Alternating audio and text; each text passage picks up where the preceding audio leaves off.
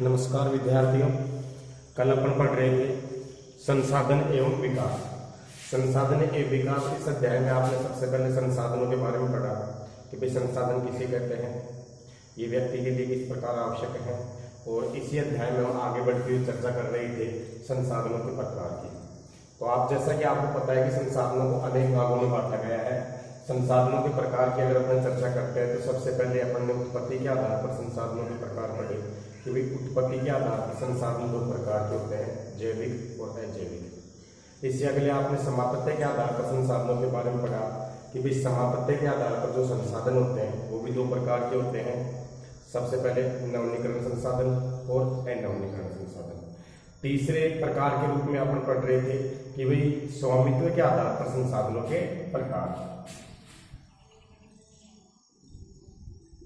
स्वामित्व के आधार पर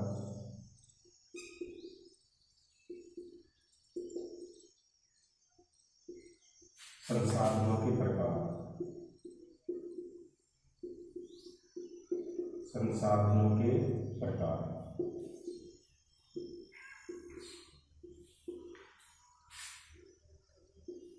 जैसा कि आप जानते हो स्वामित्व के आधार पर संसाधनों के प्रकारों को चार भागों में बांटा गया है। कल आपने पढ़ा, पहला हो गया व्यक्तिगत या निजी संसाधन।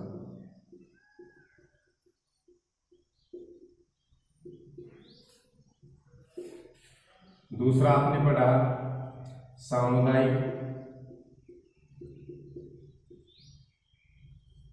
या सार्वजनिक संसाधन।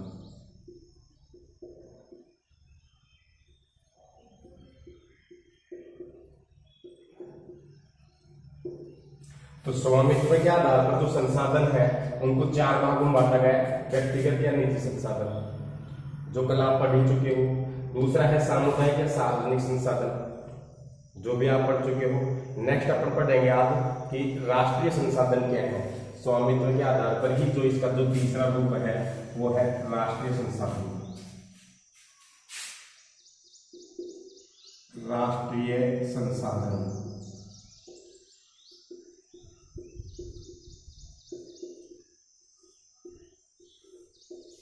अब बात आती है कि स्वामित्व के आधार पर राष्ट्रीय संसाधन क्या होते हैं। तो राष्ट्रीय संसाधन किसे कहते हैं, तो देखिए तकनीकी तौर पर एक देश में पाए जाने वाले सारे संसाधन राष्ट्रीय संसाधन कहलाते हैं। तकनीकी तौर पर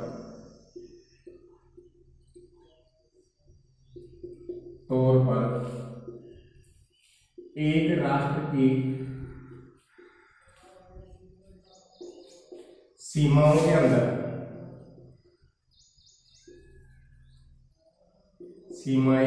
सीमाओं के अंदर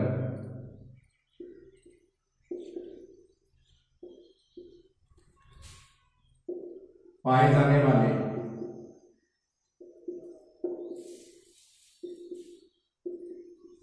सभी संसाधन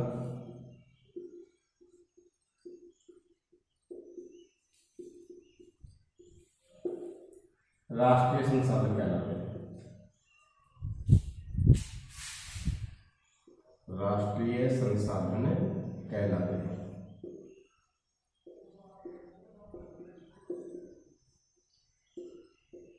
तो अपन चर्चा करते हैं राष्ट्रीय संसाधन की तकनीकी तौर पर किसी भी देश के अंदर पाए जाने वाले सभी संसाधन राष्ट्रीय संसाधनों की श्रेणी में आते हैं।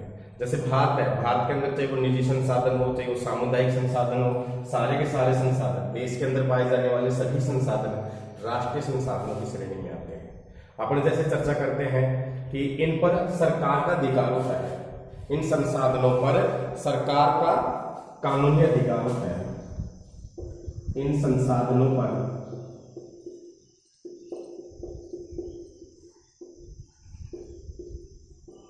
सरकार का अधिकार होता है।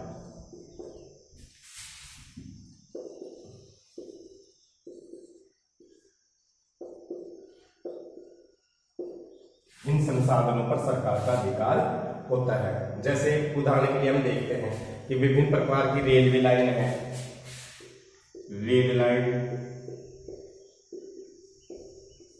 सड़कें, नहरें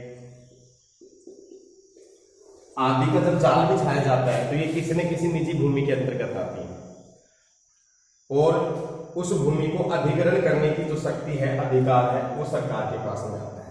तो इस प्रकार हम कह सकते हैं कि किसी भी देश के अंदर पाए जाने वाले वो सभी संसाधन जिस पर सरकार का कानूनी अधिकार हो, इस प्रकार के संसाधनों को हम राष्ट्रीय संसाधन कहते हैं। जैसे सड़कें हैं, रेलवे लाइन है, नहरें हैं, इनके निर्माण किसी न किसी निजी भूमि के अंतर्गत आते हैं, तो सरकार के अधिग्रहण क्षेत्र के अंतर्गत आते हैं। तो इस प्रकार के संसाधनों को हम राष्ट्रीय संसाधन कह सकते हैं।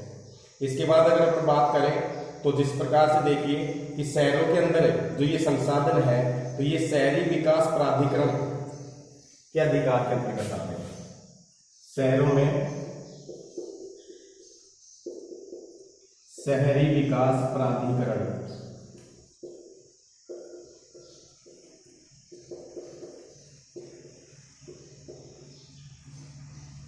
के अधिकार के आते हैं, के अधिकार में आते हैं। शहरों के अंदर ये संसाधन है वो शहरी विकास प्राधिकरण के अंतर्गत आते हैं। जैसे जल है, वन है, और इसके बाद में देखिए शहरों के अंदर विभिन्न प्रकार का जो डेवलपमेंट है वो शहरी विकास प्राधिकरण करता है। जैसे उदाहरण के लिए देखिए, जैसे हमारी राजधानी जयपुर है, जयपुर के अंदर जेडी है, जयपुर डेवलपमेंट अथॉरिटी, जयपुर विकास प्राधिकरण। तो शहरों के अंदर ये सारे जो राष्ट्रीय संसाधन किसके अंतर्गत आते हैं, शहरी विकास प्राधिकरण के अंतर्गत आते हैं। वैसे सरकार के नियंत्रण में होते हैं इस प्रकार के संसाधन। तो उदाहरण के लिए हम देख भी सकते हैं कि राष्ट्रीय संसाधन कौन कौन से हैं। जैसे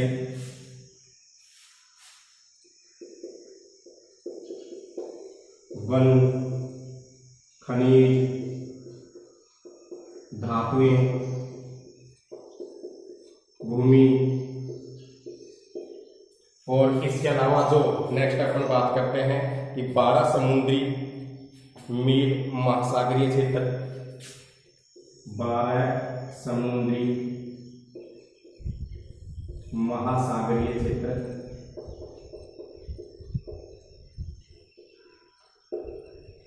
जो भारत सरकार के अंतर्गत आता है, 22.2 किलोमीटर इसकी क्षेत्रफल है। इसके अलावा देखिए खुला महासागरीय जल है। ये सारे के सारे जो संसाधन हैं वो राष्ट्रीय संसाधन की श्रेणी में आते हैं। तो हम देख सकते हैं, आप उतार सकते हो कि राष्ट्रीय संसाधन क्या है कि तकनीकी तौर पर एक राष्ट्र की सीमाओं में के अंदर पाए जाने वाले सभी संसाधन राष्ट्रीय संसाधन कहलाते हैं। इन संसाधनों पर सरकार का अधिकार होता है। जैसे एक देश के अंदर, भारत के अंदर जितने भी संसाधन है, वो निजी हैं, सार्वजनिक है, सब पर भारतीय सरकार का अधिकार है, तो राष्ट्रीय संसाधनों की श्रेणी में आएंगे। इसी प्रकार हम देख सकते हैं कि रेलवे लाइन है, सड़कें हैं, नहरें हैं, इनका जब जाल बिछाया जाता है वो किसी न किसी निजी भूमि के अंदर से बिछाया जाता है। तो इस प्रकार ये इन संसाधनों पर सरकार का अधिकार होता है।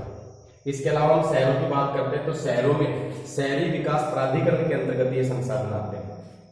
उदाहरण के लिए राष्ट्रीय संसाधन कौन से हैं, जैसे भारत में पाए जाने वाले सभी वन, खनिज, धातुएं, भारत में पाई जाने वाली भूमि, 12 समुद्री महासागरीय क्षेत्र, ये सारे के सारे राष्ट्रीय संसाधनों की श्रेणी के अंतर्गत आते हैं। अब बात करते हैं अपन अंतरराष्ट्रीय संसाधन।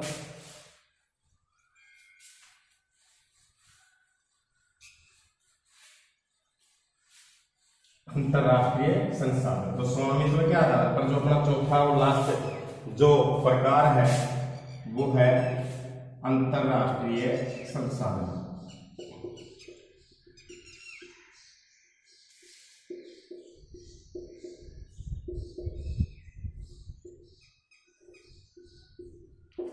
देखिए अंतरराष्ट्रीय संसाधन क्या होता है, देखिए इधर ध्यान देना कि कुछ अंतरराष्ट्रीय संस्थाएं संसाधनों को नियंत्रित करती है।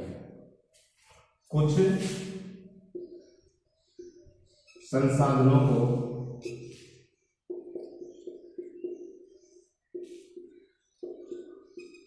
अंतरराष्ट्रीय संस्थाएं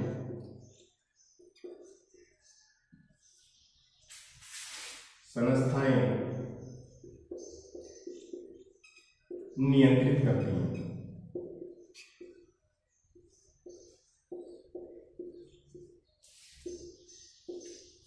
कि कुछ कुछ इस प्रकार के संसाधन होते हैं जिन्हें अंतरराष्ट्रीय संस्थाएं नियंत्रित करती हैं। अंतरराष्ट्रीय संस्थाओं की अगर अपन बात करते हैं तो जैसे यूएन है, यूएनओ, यूनाइटेड नेशन ऑर्गेनाइजेशन, संयुक्त राष्ट्र संघ,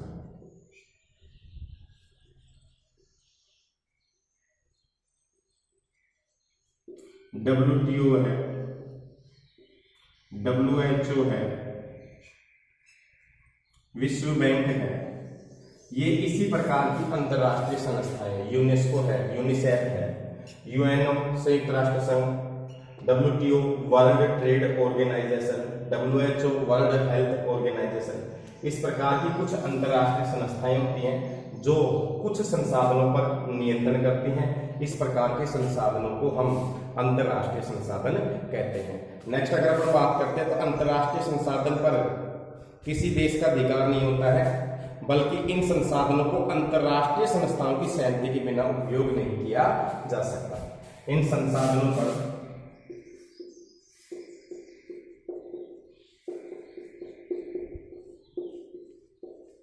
किसी भी राष्ट्र का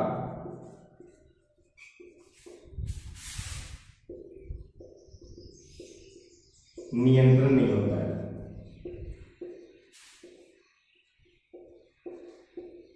नहीं होता है और इनका प्रयोग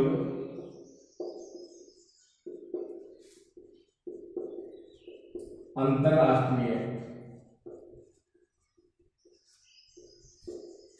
संस्थाओं की सहमति से किया जाता है। संस्थाओं की सहमति से किया जाता है।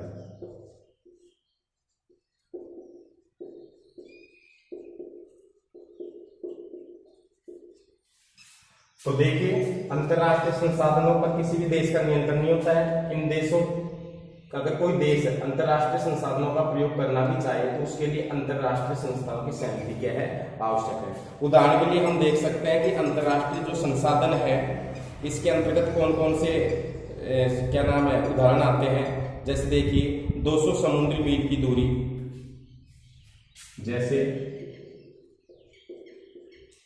200 समुद्री मील की दूरी,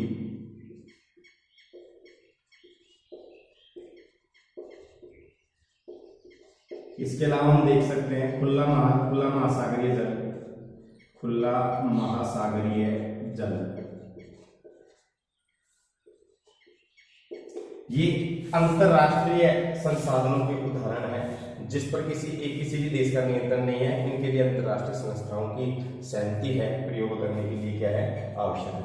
तो इस प्रकार हम देख सकते हैं कि जो स्वामित्व के आधार पर जो संसाधन है वो 4 प्रकार के हो गए: निजी या व्यक्तिगत संसाधन, सामुदायिक संसाधन, राष्ट्रीय संसाधन और अंतरराष्ट्रीय संसाधन। नेक्स्ट अपन चौथे नंबर पर पढ़ते हैं कि भाई जो संसाधन है विकास के आधार पर संसाधनों के प्रकार। विकास के आधार पर संसाधनों के प्रकार।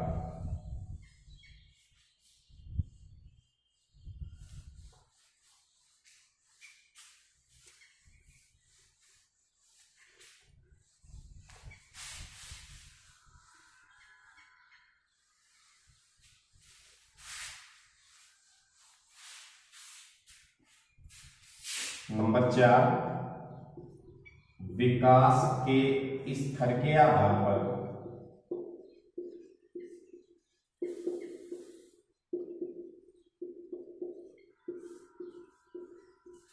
पर संसाधनों के प्रकार।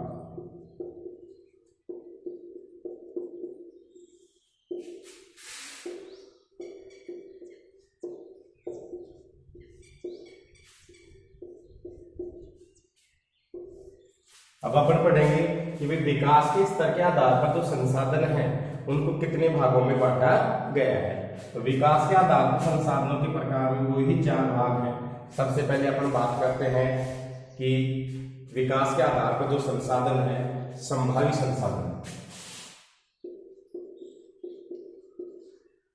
संभावी संसाधन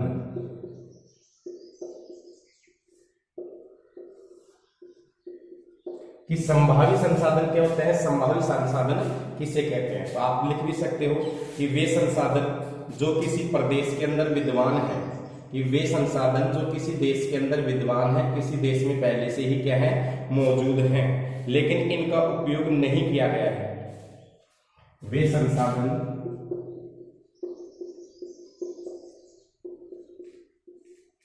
जो किसी देश या क्षेत्र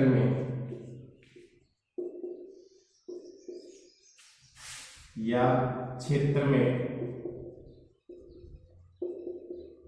विद्यमान है,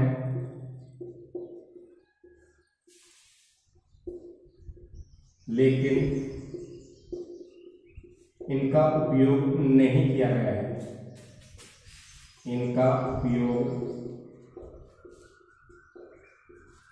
नहीं किया गया है।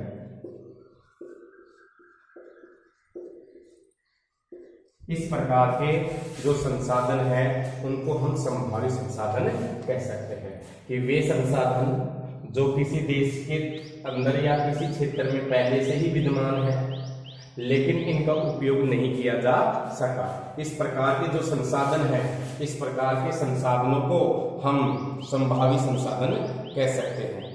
भविष्य में इनका उपयोग भी किया जा सकता है। जैसे उदाहरण के लिए हम देख सकते हैं कि राजस्थान और गुजरात, जैसे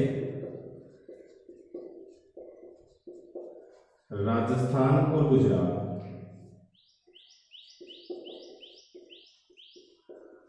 गुजरात में सौर ऊर्जा,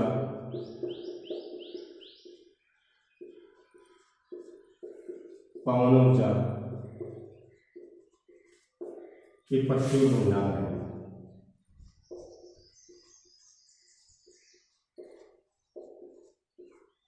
लेकिन अभी तक इनका उपयोग नहीं किया गया है। इस प्रकार के संसाधनों की जो श्रेणी है वो संभावित संसाधनों के अंतर्गत आती है। तो विकास के स्तर के आधार पर संसाधनों के प्रकार में पहला प्रकार आ गया अपना संभावित संसाधन। संभावित संसाधन होते क्या हैं, कि वे संसाधन होते हैं जो किसी देश के अंदर पहले से ही विद्यमान होते हैं, लेकिन इनका उपयोग नहीं किया जा सका और भविष्य में हम इनका उपयोग कर सकते हैं। जैसे राजस्थान और गुजरात में सौर ऊर्जा और पवन ऊर्जा की प्रचुर क्या है, भंडार है, और इनसे भविष्य में विभिन्न प्रकार के विकास के लिए हम इन संसाधनों का प्रयोग कर सकते हैं। तो इस प्रकार से आप उतार लीजिए इसको, कि वे संसाधन जो किसी देश या क्षेत्र में पहले से ही विद्यमान हैं, लेकिन इनका उपयोग नहीं किया गया है। इस प्रकार के संसाधनों को संभावित संसाधन कहा जाता है। जैसे राजस्थान और गुजरात में सौर और पवन ऊर्जा के प्रचुर भंडार हैं, लेकिन इनका प्रयोग नहीं किया गया है। इस प्रकार ऐसे संसाधनों को हम संभावित संसाधन की श्रेणी में रखते हैं। आगे अगर हम बात करते हैं तो विकसित संसाधन।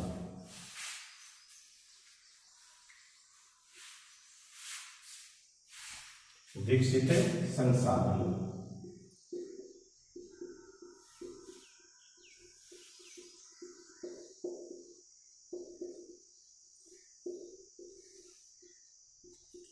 विकास के स्तर के आधार पर इन संसाधनों में दूसरा जो प्रकार आ रहा है अपना, वो कहलाता है विकसित संसाधन। कि वे विकसित संसाधन होते क्या हैं, कि ये वे संसाधन हैं जिनका सर्वेक्षण किया जा चुका है, इनके उपयोग की गुणवत्ता और मात्रा का निर्धारण किया जा चुका है और विकसित संसाधन कहलाते हैं। कि ये वे संसाधन हैं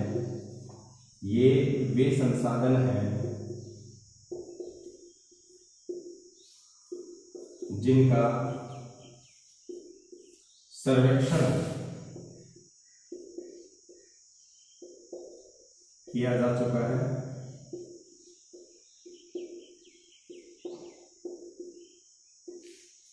इनकी मात्रा व गुणवत्ता निर्धारित की जा चुकी है।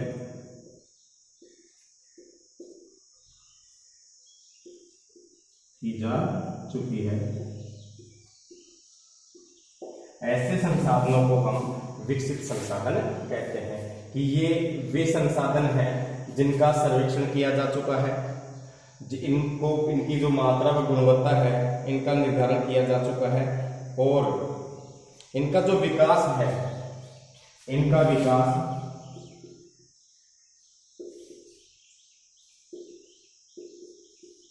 प्रौद्योगिकी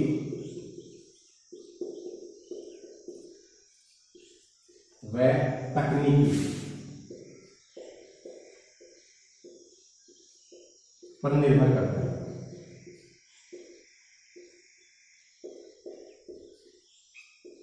इस प्रकार के जो संसाधन होते हैं, इस प्रकार के संसाधनों को हम विकसित संसाधन कहते हैं।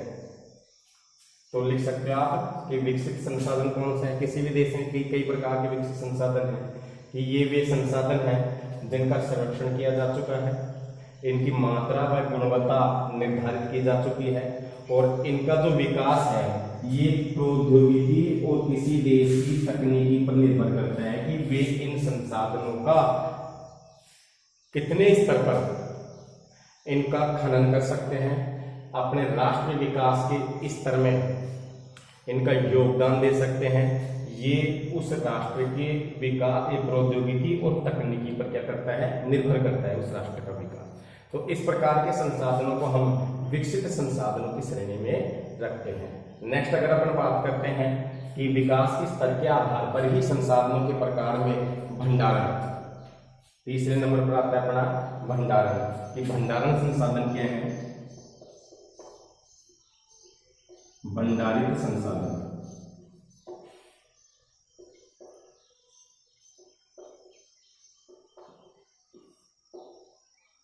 कि भंडारित संसाधन किसे कहते हैं। तो भंडार का मतलब तो आप जानते हो, स्टॉक कहते हैं जिसको, स्टॉक के अंदर पड़े हुए हो, बाद में अपन उनको प्रयोग कर सकते हैं।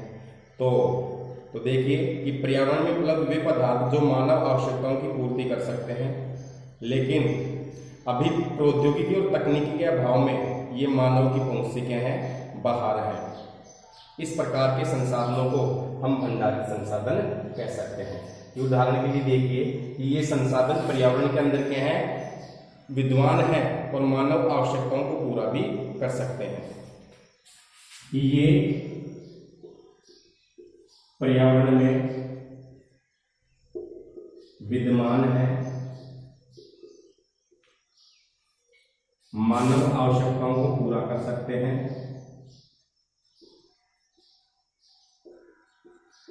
मानव आवश्यकता को पूरा कर सकते हैं।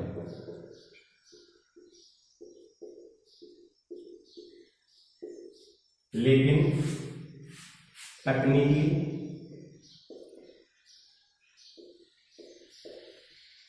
व प्रौद्योगिकी के अभाव में, प्रौद्योगिकी के अभाव में हमारी पहुंच से बाहर है, हमारी पहुंच से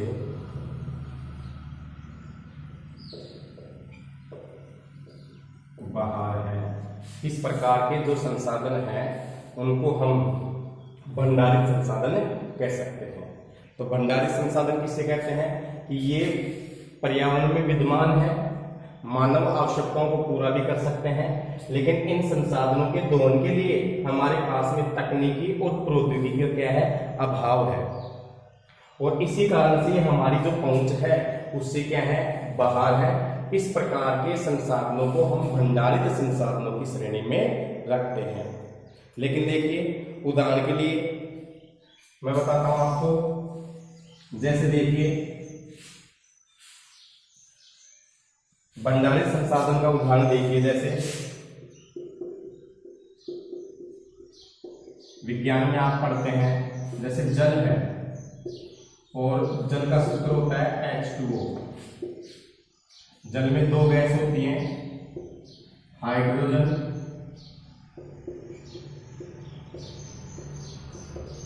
और ऑक्सीजन।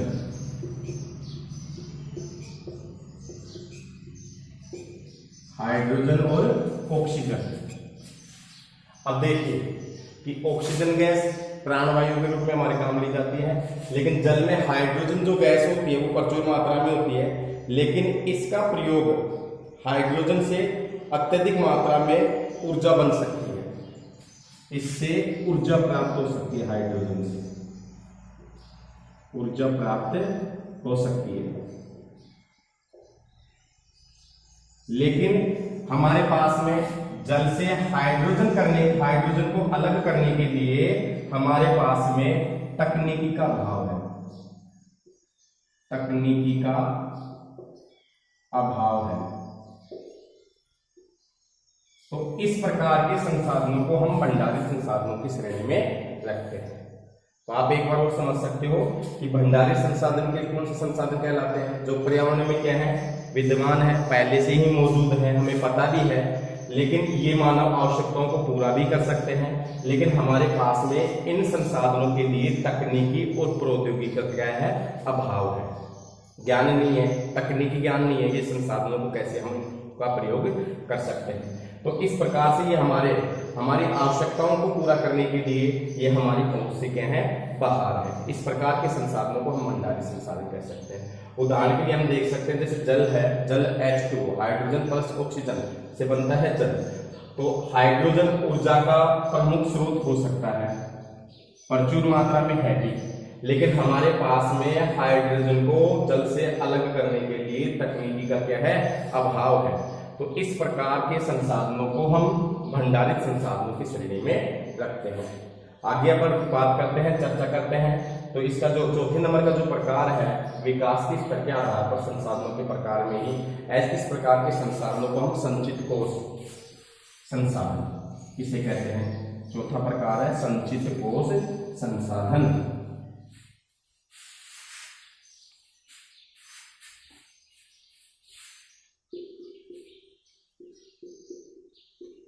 संचित कोष संसाधन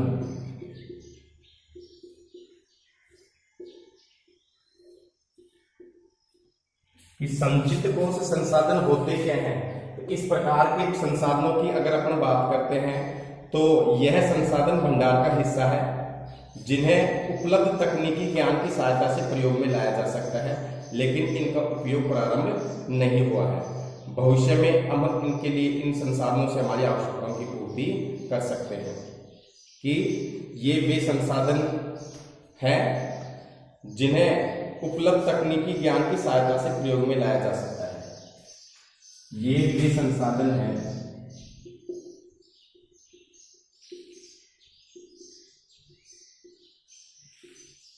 जिन्हें उपलब्ध तकनीकी की सहायता से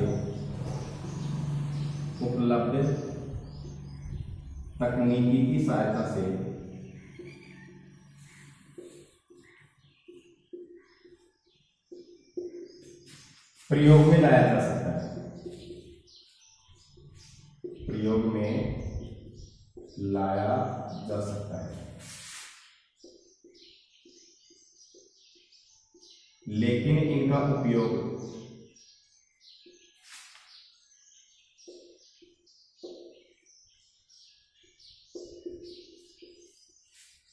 शुरू नहीं हुआ है। भविष्य में हम इनका उपयोग कर सकते हैं। तो इस प्रकार के संसाधनों को हम संचित कोष संसाधन के अंतर्गत रखते हैं। ये वे संसाधन हैं जो हमारे पास में विद्यमान है, जिन्हें उपलब्ध तकनीकी ज्ञान की सहायता से प्रयोग में लाया जा सकता है, लेकिन अभी इनका उपयोग प्रारंभ नहीं हुआ और भविष्य में आवश्यकताओं की पूर्ति की जा सकती है। भविष्य में आवश्यकता की पूर्ति की जा सकती है।